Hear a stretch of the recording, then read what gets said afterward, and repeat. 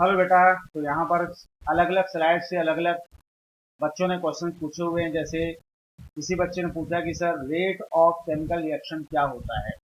तो rate of chemical reaction का मतलब ये होता है, मान लो कि एक रिएक्शन है, एक रिएक्टेंट ए है और एक रिएक्टेंट बी है। ये दो रिएक्टेंट आपस में रिएक्शन करते हैं और मान लो प्रोडक्ट बनाते हैं सी एंड डी। कोई भी रिएक्शन दिया हुआ है। कुछ रिएक्शन ऐसे होते हैं जो बहुत ही स्लो होते हैं, कुछ रिएक्शन बहुत ही फास्ट होते हैं, कुछ रिएक्शन मॉडरेट होते हैं। ठीक है ना। अब जैसे रस्टिंग ऑफ आयरन की बात करें तो रस्टिंग ऑफ आयरन बहुत ही स्लो प्रोसेस है। इसमें कुछ दिन से लेकर के कई साल तक लग जाते हैं रस्टिंग ऑफ आयरन। तो it is a very very slow process, है ना। बर्निंग ऑफ पेट्रोल को आप ले लो, it is a very fast process. समझे ना। तो रेट ऑफ केमिकल रिएक्शन बहुत ही स्लो भी होता है, बहुत फास्ट भी होता है, मॉडरेट भी होता है। डिफरेंट टाइप के रिएक्शन है। अब मान लो आपने NaCl लिया, सोडियम क्लोराइड लिया, ठीक है ना। और सोडियम क्लोराइड का सॉल्यूशन, उसमें आपने सिल्वर नाइट्रेट सॉल्यूशन मिला दिया। सिल्वर नाइट्रेट सॉल्यूशन आपने उसमें ऐड कर दिया। तो जैसे ही आप ऐड करोगे तुरंत आपको AgCl का व्हाइट प्रेसिपिटेट मिल जाएगा। तुरंत immediately, without any delay of time, AgCl का व्हाइट प्रेसिपिटेट मिल जाएगा।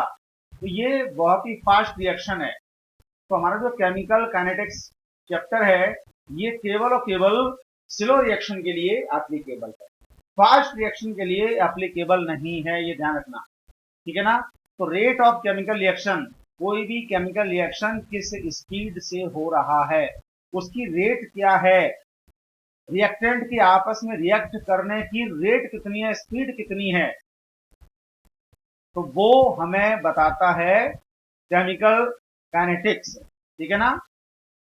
ओके, तो ये तो हो गया केमिकल रिएक्शन का रेट क्या है। अब कोई भी रिएक्शन है तो उसका रेट कैसे एक्सप्रेस करेंगे। कभी एवरेज रेट हम लेते हैं, कभी इंस्टेंटेनियस रेट लेते हैं, तो अलग अलग टाइप की रेट्स होती हैं।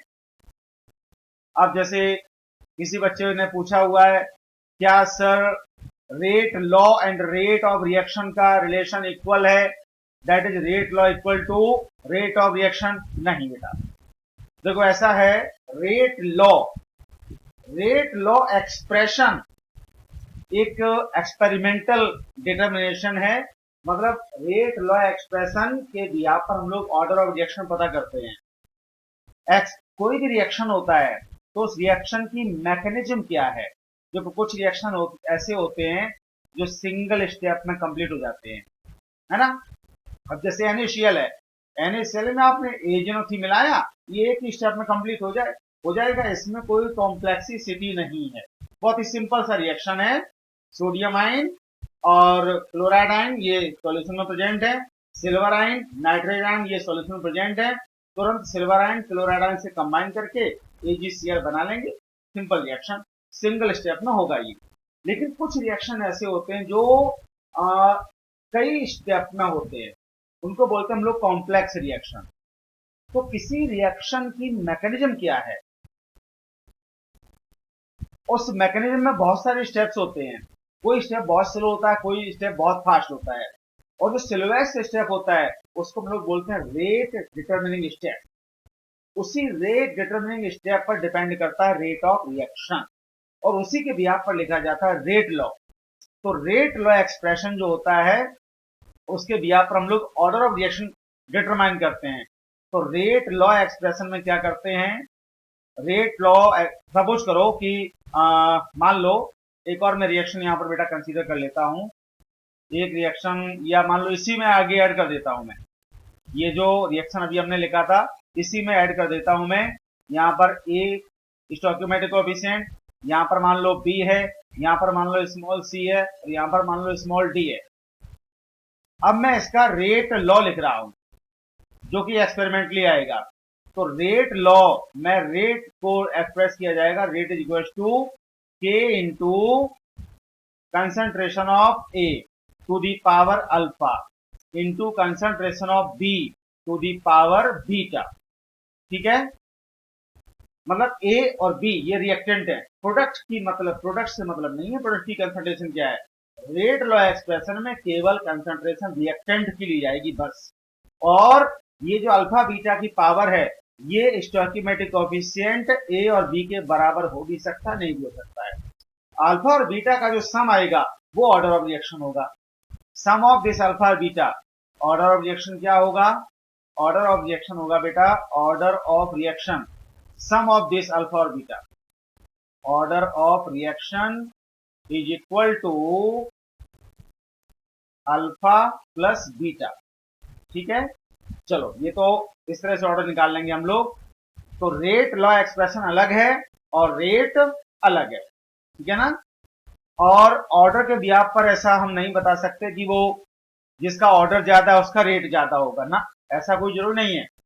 फिर किसी बच्चे ने पूछा जवाब में से, सर क्या ऐसा हो सकता है कि जिस रिएक्शन का ऑर्डर रिएक्शन ज्यादा होता है उसका रेट भी ज्यादा होगा? नहीं बेटा, ऐसा कुछ नहीं है। ऑर्डर रिएक्शन का ऑर्डर क्या है और रेट क्या है, ऐसा कोई रिलेशन नहीं है। देखो सोचो कि अगर जीरो ऑर्डर का रिएक्शन, इसका मतलब उसका रेट जीरो है क्या? नहीं हो सकता ना।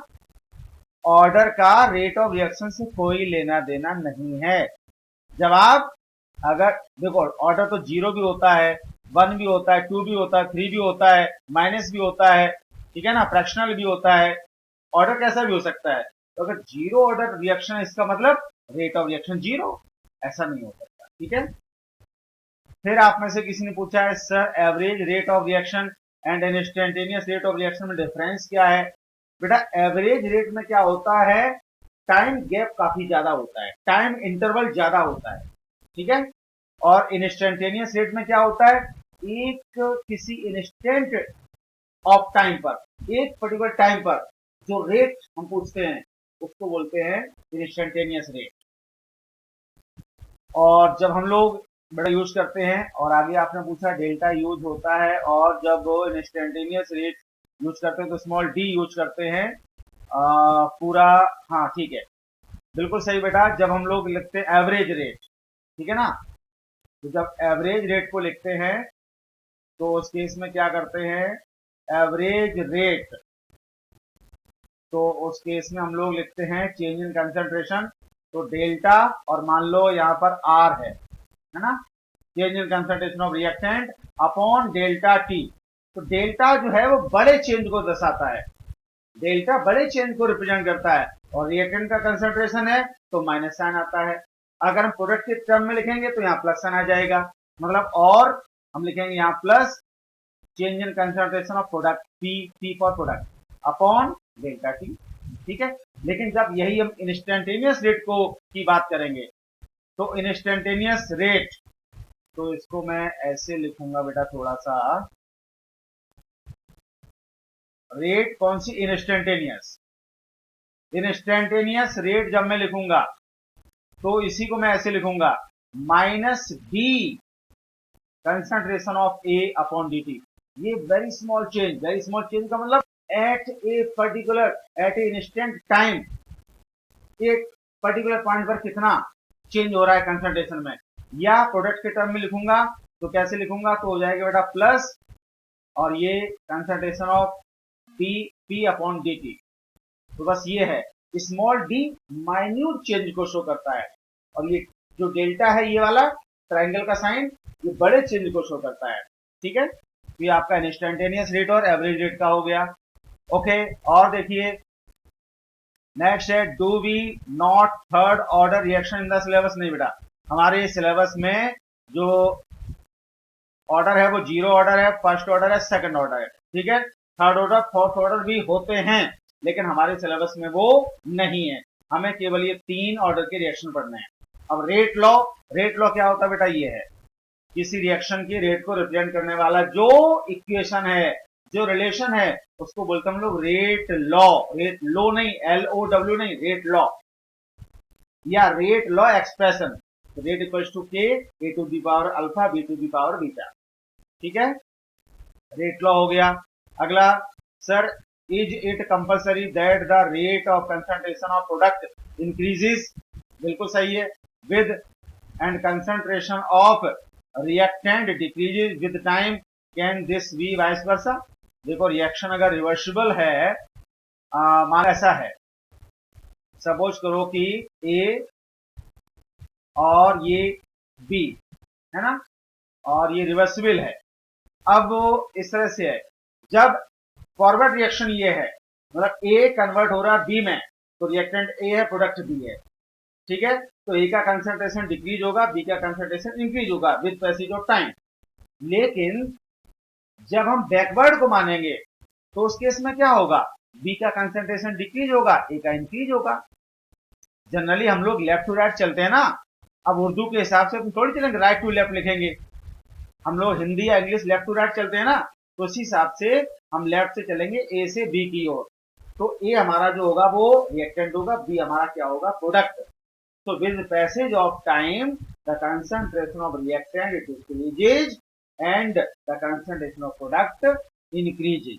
ठीक है, बिल्कुल सही है, वाइस वर्सा होगा, लेकिन ये इक्विलिब्रियम वाले केस में होगा। ठीक है बेटा, उम्मीद है आपके डाउट्स क्लियर हुए होंगे। थैंक यू बेटा।